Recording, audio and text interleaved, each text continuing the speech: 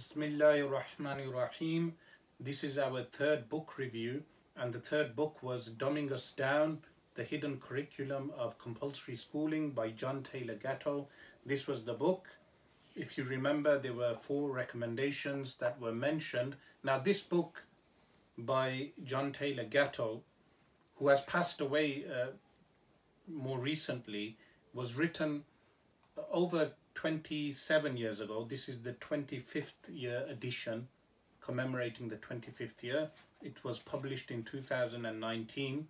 The book has a following, meaning in America where it was published, where the author was based, there are many people who do homeschooling, and they base their homeschooling ideology on the premise of the work of John Taylor Gatto. Now, the book itself is short and a very quick read, not too difficult to read. It has a few articles, a collation of a few articles. The first article is the 7-lesson school teacher, and the second one is the Psychopathic School. There is a third, fourth, and a fifth article also.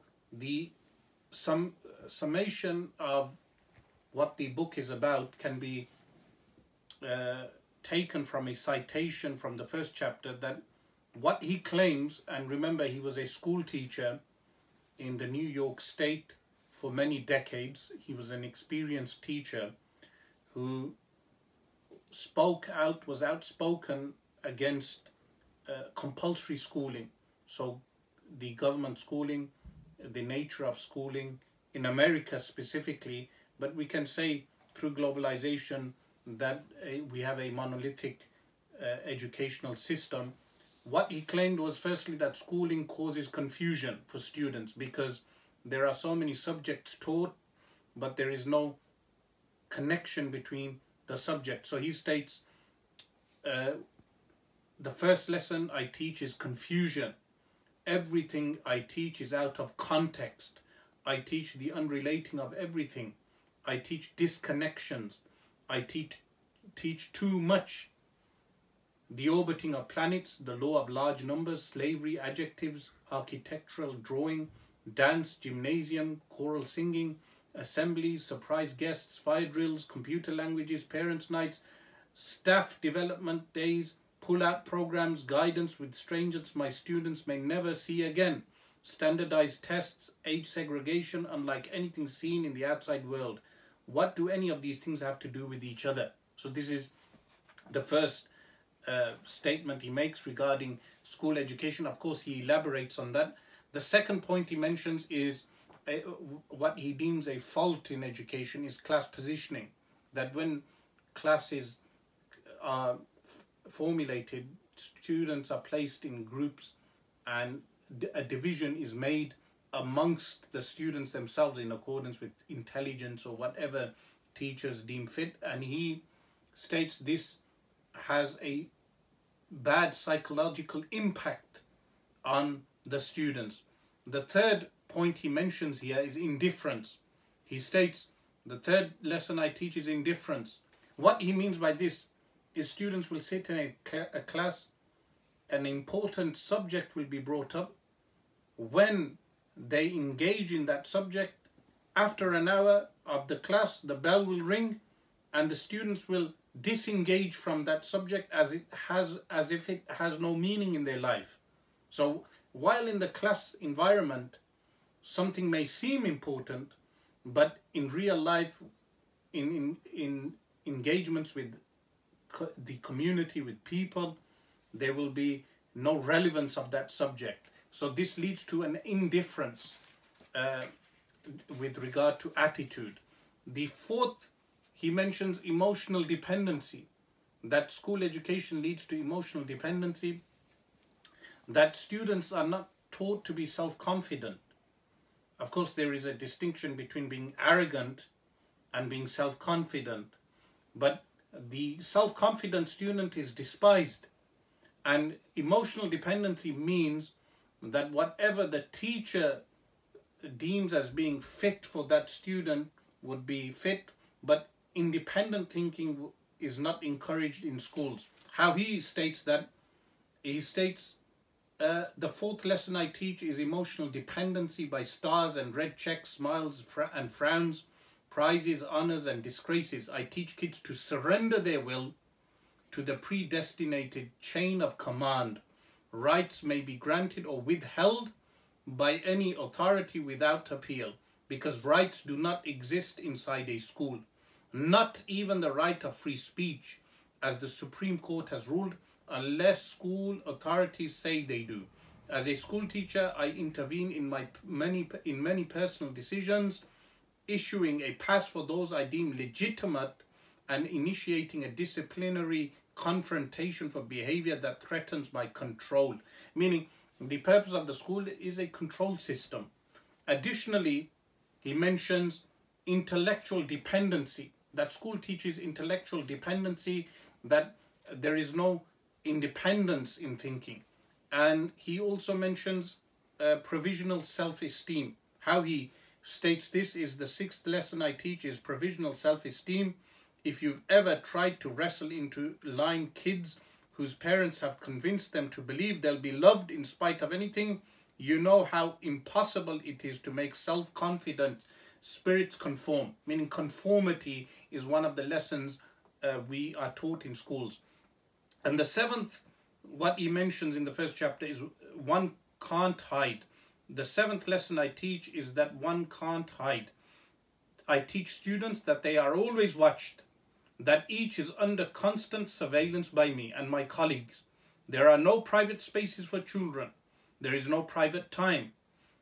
Class change lasts exactly 300 seconds to keep promiscuous fraternization at low levels. Meaning, when the bell goes and students need to go to another class, they have less time to mix and discuss and to develop themselves.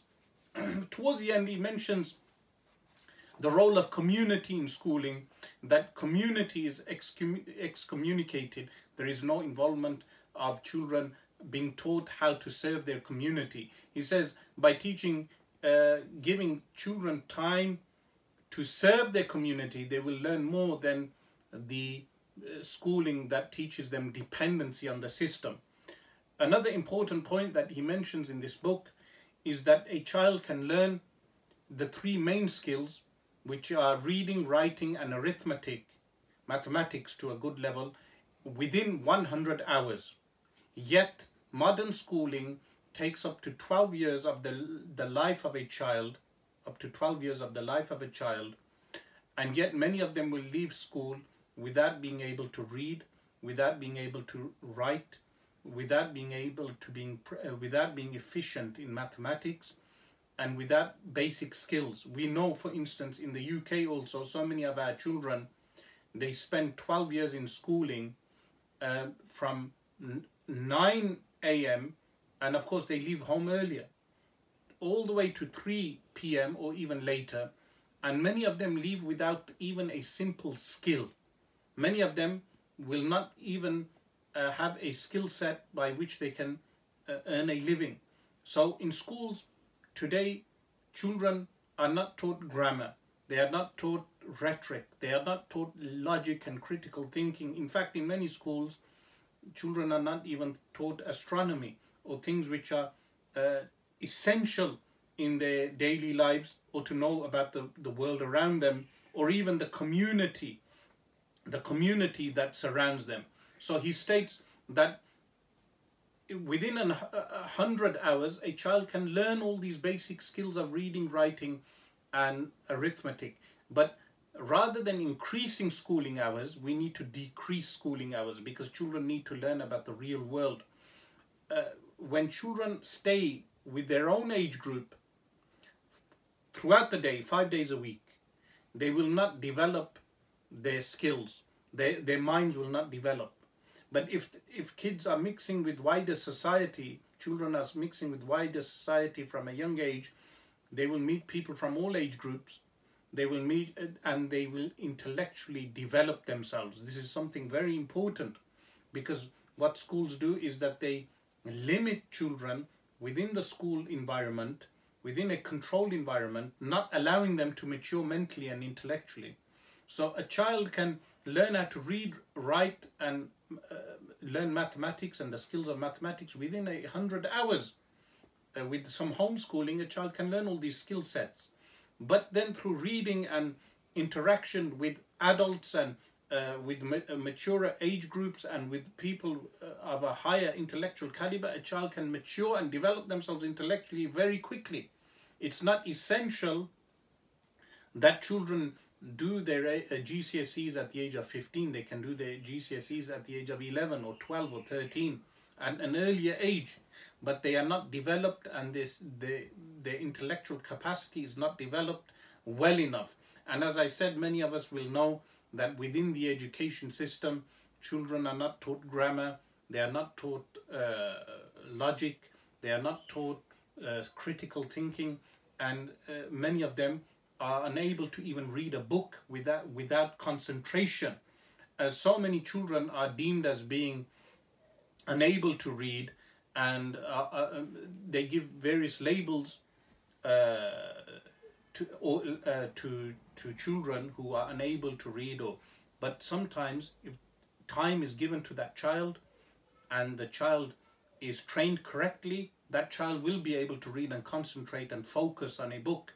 But because class sizes are so huge, sometimes the class sizes will be 30 students, a teacher cannot give individual time to that child, and therefore the child falls to the sidelines. And when he leaves school, when that child leaves school, they will say that child is dyslexic, and the child will deem himself as being dyslexic and will think he cannot read. He is unable to read or concentrate on reading because he has been classified as being dyslexic. But so many times those people are not dyslexic. The focus and attention was not given to them. And I know as a teacher that if the focus and attention is given to that student, they will be able to read and concentrate and complete a book. So many people complain that how can we complete a book?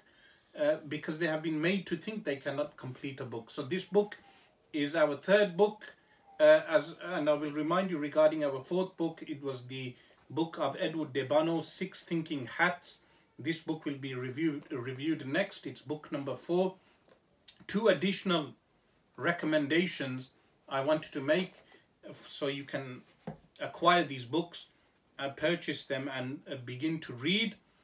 The first one is this book, A Believer's Guide to Prayer. This book, A Believer's Guide to Prayer, the author is Sheikh Ahmed bin Zaini Dahlan and Sheikh Muhammad Hisham Burhani.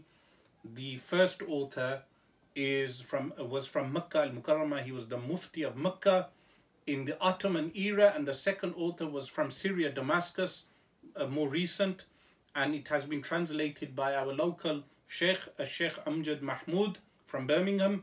This book has been published by Heritage Press. So this book on the prayer is book number 5.